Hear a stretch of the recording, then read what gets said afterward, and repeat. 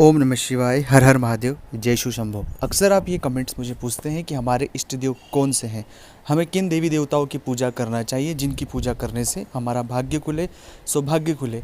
क्या अभी हम वर्तमान जिन देवी देवताओं की पूजा कर रहे हैं वो हमारे इष्ट है भी कि नहीं है, और इष्ट की पूजा उपासना करने से क्या होता है, इष्ट की उपासना करने का सही तरीका क्या है, और इष्ट को कैसे प्रसन्न करें हम।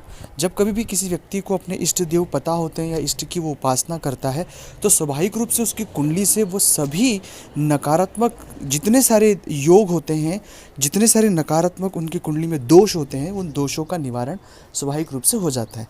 इसलिए आपको अपने इष्ट देव पता होना अनिवार्य है।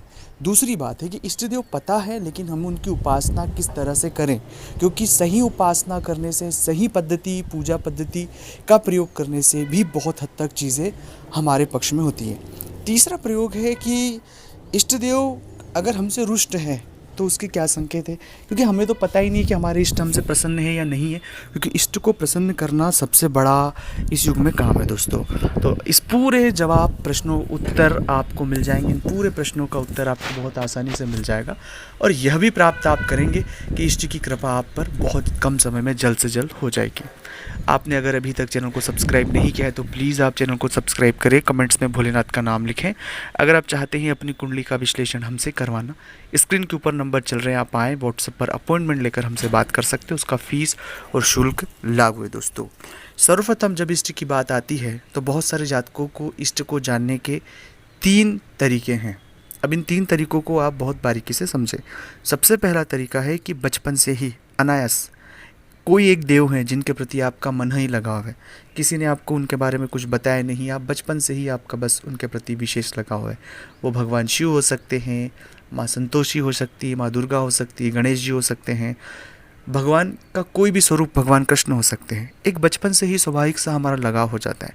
तो जब मन किसी ईश्वर के प्रति स्वतः ही दौड़ा जाए तो वो सबसे पहला आपका इष्ट है। आप ये स्वाभाविक रूप से स्वीकार कर ले कि वो आपके इष्ट हैं। दूसरा तरीका होता है कि जो हमारी कुल देवता होते हैं, कुल देवी, कुल देवता, जो हमारे माता पूजा पिता या हमारे पूर्वज, हमारे वंशज, हमारे समाज के लोग जिनकी उपासना करते हैं, वह हमारे इष्ट होते हैं। देवनारायण भगवान जैसे बहुत सारे जातकों के बहुत सारे देवता हैं हमारे, जिनका लोग उपासना करते हैं। तीसरा तरीका ये होता है गुरु कृपा, मतलब जो हमारे गुरु के आदेश के पालन, गुरु कहते हैं कि आप इन देवी देवताओं की उपासना करें, तो गुरु कृपा से इष्ट कृपा होती। तो गुरु के कई बार आदेश के अनुसरण कर भी बहुत सारे जातक अपना इष्ट प्राप्त करते हैं। तो इन तीनों तरीकों में से आपने तीनों तरीकों को समझ लिया है, तो अब आपको अपना इष्ट पता लग चुका होगा। आपका इष्ट क्या है ज़रूर कमेंट्स में मुझे लिखें कि हमारा इष्ट देव ये है। अब दूसरा तरीका है कि इष्ट को कैसे प्रसन्न करें। दरअसल जो इष्ट होते हैं हमारे, वो हमारी आत्मा को प्रसन्न करने वाला स्वभाव होता है। इसलिए इष्ट हमेशा दीन दुखी ज़रूरतमंद लोगों की मदद करने से इष्ट बहुत प्रसन्न होते हैं। आप इष्ट की उपासना की जो भी पद्धति है उसे फॉलो करें। भगवान शिव की उपासना करें तो रोज़ जल से अभिषेक करें, महामृत्युंजय का पाठ करें। अगर आप राम जी के उपासक हैं तो सीताराम का जप करें, राम मंदिर में दर्शन करें। कृष्ण के उपासक हैं, कृष्ण के जप करें, कृष्ण गीता का पाठ करें। आप जो भी कृष्ण मंदिर हो वहाँ दर्शन करें नियमित रूप से, और उन इष्ट का जाप करें।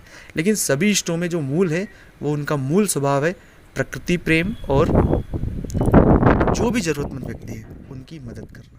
तो अगर अपनी इष्ट